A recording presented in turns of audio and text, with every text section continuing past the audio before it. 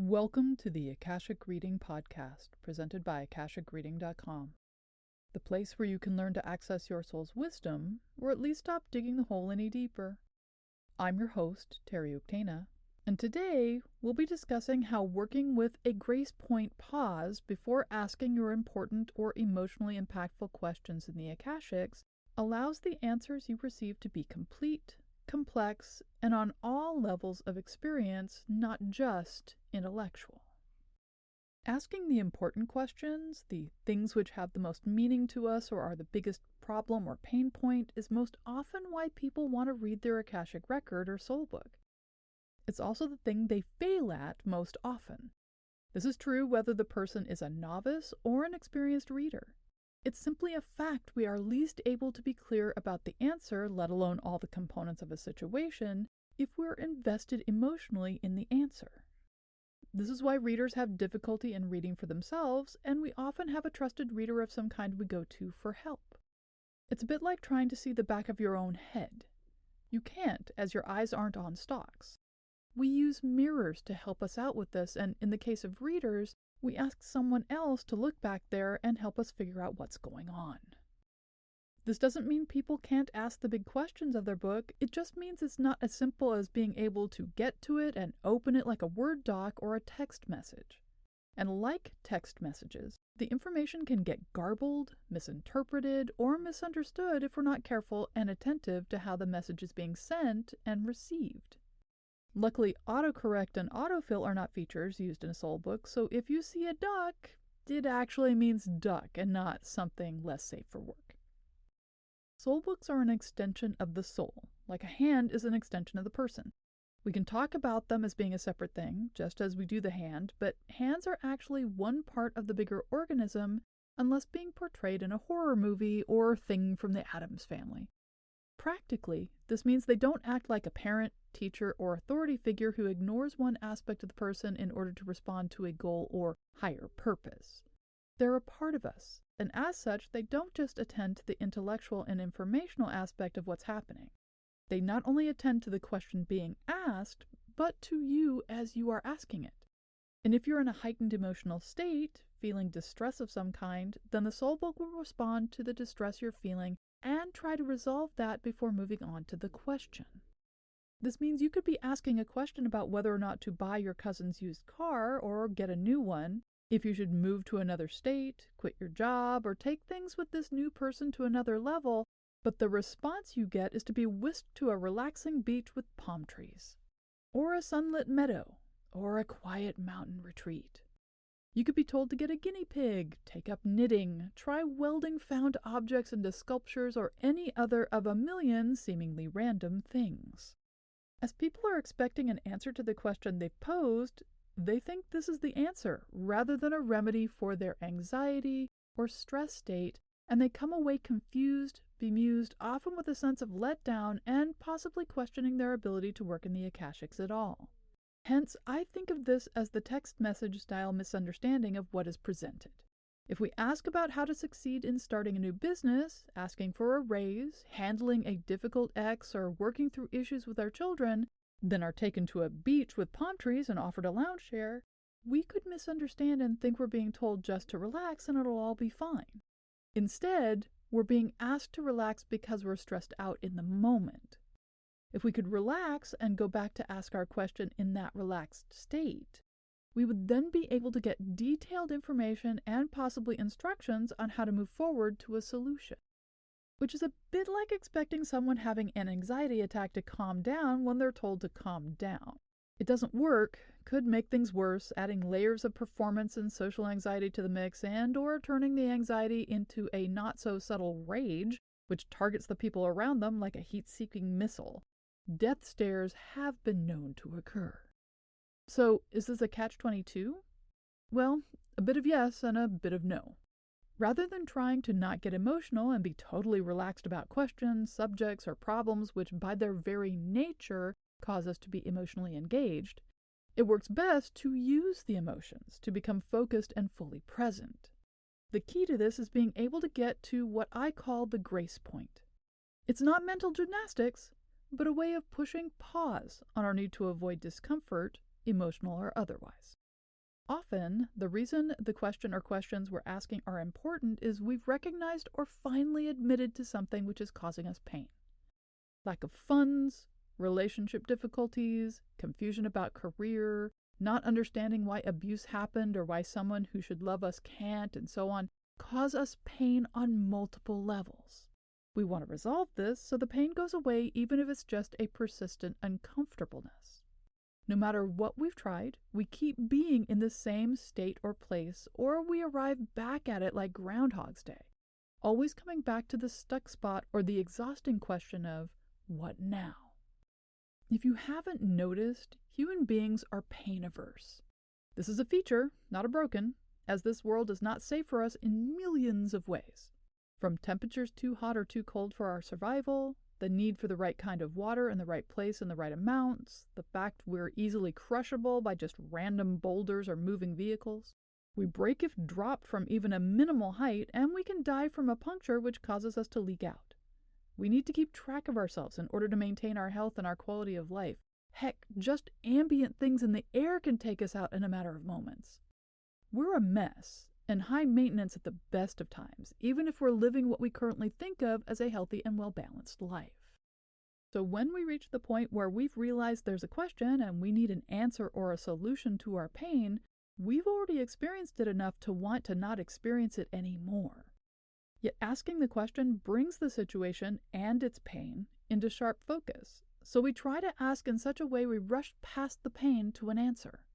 Often we think of this as finally confronting the situation, being proactive, getting on with it, and more. But what we're doing is finally engaging, which makes us try to move the solution along with all the emotional, mental, and physical energy we can muster. Hence the reaction from soul books.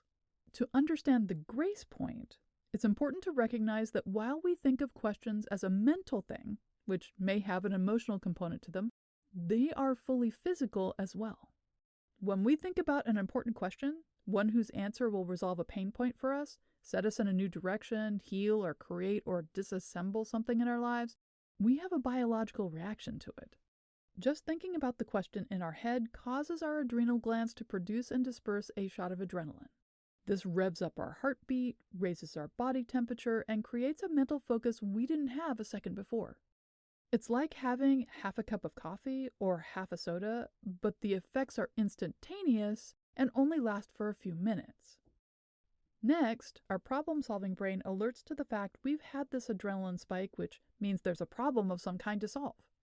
It then uses its portion of the adrenaline to go into a higher gear focused on the question.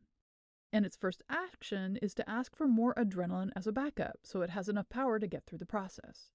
Therefore, another, more sustained burst of adrenaline comes a moment later, amping things up further. Which is, by the way, where obsessive thoughts and stuck thought spirals can come from. If all the possible solutions have already been thought through and the issue doesn't resolve or is attached to something bigger, deeper, more impactful which hasn't been worked out, then the adrenaline problem-solving loop starts going like a merry-go-round. Yay for biology! The grace point is a specific moment of sharp focus during this process, where we're experiencing the emotional pain, adrenaline high, need to problem solve, but instead of trying to get to the answer or solution, we instead pause long enough for our knee-jerk aversion reflex to subside. It's often found at the end of the obsessive thought loop. For example, if the question of why did this happen back then the way it did comes through our mind, you'll get hit with a bit of adrenaline. The brain turns to focus on problem-solving the question, asks for more adrenaline, then starts a well-worn loop or story or narrative which recounts all the known facts, the assumptions, the possible motivations, which all lead to the same stuck spot. It's at this stuck spot, the empty crossroads, frustrated, drop the tools in defeat, throw your hands up in the air point where you can step back and make space for advice and Akashic input. It's a bit like having banged your elbow, then holding very still, putting pressure on it to reduce the sharp pain, and calm down enough to assess the damage if there is any. The grace point for the important questions is holding very still, letting the discomfort the question is causing exist, but then allow it to subside along with the adrenaline rush until you can be present and focused enough your soul book can respond to the question instead of your emotional state. This all seems rather complicated and like it would be some massive meditation practice which requires hours of practice to master, but honestly, it takes as much time as it does to deal with having bumped your elbow against a door frame. It does require some mental focus and a bit of self-control and practice just like any new exercise at the gym, but the doing of it takes only a few seconds to a minute at most. So the goal in using the grace point with big questions is not to force yourself to be calm or not feel, but instead let yourself feel fully. Problem solve through the old storyline until you reach the well-worn stuck spot.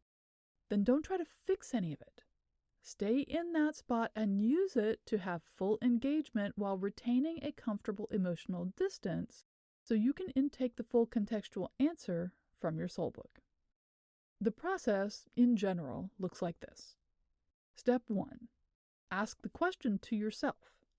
Don't just remember the question, say it out loud or in your mind. Recite the question like you would a poem you have memorized.